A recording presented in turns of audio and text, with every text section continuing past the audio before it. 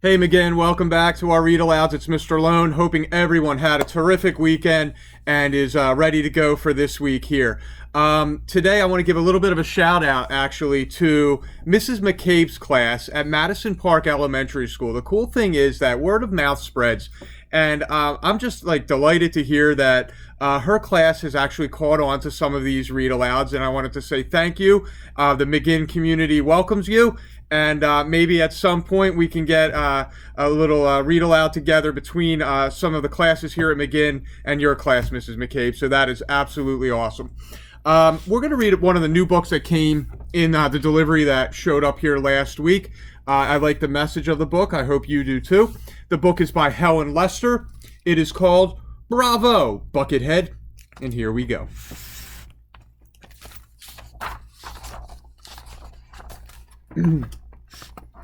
Mousetta always walked backward. Ever since she was a wee field mouse, she had felt terribly shy, and by walking backward, she didn't have to worry about meeting anyone.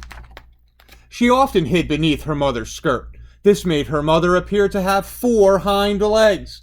When Mousetta was with her father, she hid inside his jacket, giving him an embarrassing big tummy appearance. Most of the young mice of the field were just regular mouse children, but a few were outstanding. They were the really popular ones. There was Jazz, who was so cool one could feel the breeze when she strutted by. Star looked gorgeous as she twirled her long curly whiskers and blinked a lot. Awesome was just awesome. And then there was Mousetta, who never spoke a squeak. She was, well, mousy. During field trips, a field mouse thing, she looked for hiding places, scurrying silently from one rock to another. On the playground, she buried her head in the sandbox. And in school plays, she was always the curtain puller. So silent, so hidden, so mousy. One day, Mousetta saw an advertisement in the Daily Mousepad. Tired of hiding behind rocks, burying your head in the sand, wrapping yourself in a curtain? Tired of feeling uncomfortable in your own fur? Dr. Gladpaw can help. Come to a special workshop today at the Field Mouse Field House, 4 p.m. I will make you feel outgoing. Mousetta stared at the advertisement. It almost seemed to reach out to her. Maybe to grab her. I can't go, whispered Mousetta. I simply cannot. But somehow, she knew she had to. Trembling, she put a bucket over her head for extra protection. From what? She wasn't sure. Then, with all the courage she could muster, she began backing toward Field Mouse Fieldhouse and Dr. Gladpaw's workshop. Mousetta was the first to arrive. She backed into Dr. Gladpaw. Welcome, Buckethead, he boomed in a friendly manner. Mousetta couldn't think of a reply, so she stood silently and waited, her head jangling with fear in the darkness of the bucket. Before long, she heard the unmistakable sound of backward walking. Then, bump! Welcome, Lampshade Head! And then, bump! Welcome, Wastebasket Head! And bump! Welcome, Blanky Head! All righty, Rooser, thundered Dr. Gladpaw. We're all here. Let's get outgoing. But they never did get outgoing, or going, or even out. For at that moment, the emergency siren howled, and a voice blared over the loudspeaker. Foxes in the area! Run! Take cover! Cover? Take cover? Run and take cover? Dr. Gladpaw ran in circles, found a garbage bin cover, took it. This left Mousetta thinking, oh no, not foxes, and standing along with Lampshade Head, Wastebasket Head, and Blanky Head, as if their fearful feet were frozen to the ground.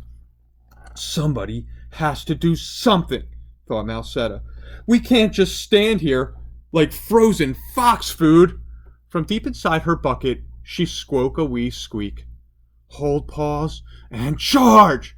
Nobody moved, so Mousetta spoke a little louder. Hold paws and charge! Still nobody moved, So Mousetta spoke a squeak that was so loud she didn't even recognize her own voice. Hold paws and charge! It sounded like a plan. So mouse to mouse, to mouse to mouse, they held paws. Then out of Field Mouse Fieldhouse and into the dangerous field they charged, backward and right toward the menacing foxes. Suddenly, the foxes screeched to a halt. What on earth were these beings charging at them, with the weirdest heads ever seen, and their feet on backward? The frightened foxes screamed, Aliens! And skedaddled as fast as they could. In a moment, the all clear sounded. Okie dokie, okie dokie, okie doke. Thrilled and surprised by her own bravery, Mousetta removed her bucket and looked at her fellow chargers. Whoa, something about them looked awfully familiar. Could it possibly be? But no, they were too jazzy, such stars, so awesome. Mousetta couldn't bear her curiosity a moment longer, so she squeaked, Hats off! Slowly, off came the lampshade, the wastebasket, the blankie, and there they were. Jazz, star, awesome. You? You? You? Feel shy? The three shuffled, kicking the dirt and wringing their paws. If mice could blush, they would have blushed. Sometimes, mumbled Jazz. We just don't let anybody see it, said Star. We're sort of like dinner rolls. Tough on the outside, but squishy on the inside, explained Awesome. What an awesome statement. Mousetta smiled broadly and gave everyone a hug. Then she saw a crowd coming their way. Hats on! I think there might be a celebration for us. Bravo, Buckethead, read the banner. Indeed, grateful mice of the field soon gathered for a huge parade in honor of the Fox Stoppers. Mousetta, feeling comfortable in her own fur, took the lead. And this time, she marched forward. Boys and girls, I hope you love that story. The message that it sent, we all have some insecurities. Every one of us just, we need to look to feel good about ourselves and to be proud of who we are. And there's support out there if you're feeling a little shaky. Reach out. Ask a friend, ask a teacher, ask a parent, whoever it might be. We're all in this together. Again, you have an awesome night. I will talk to you tomorrow for our next read aloud. Take care.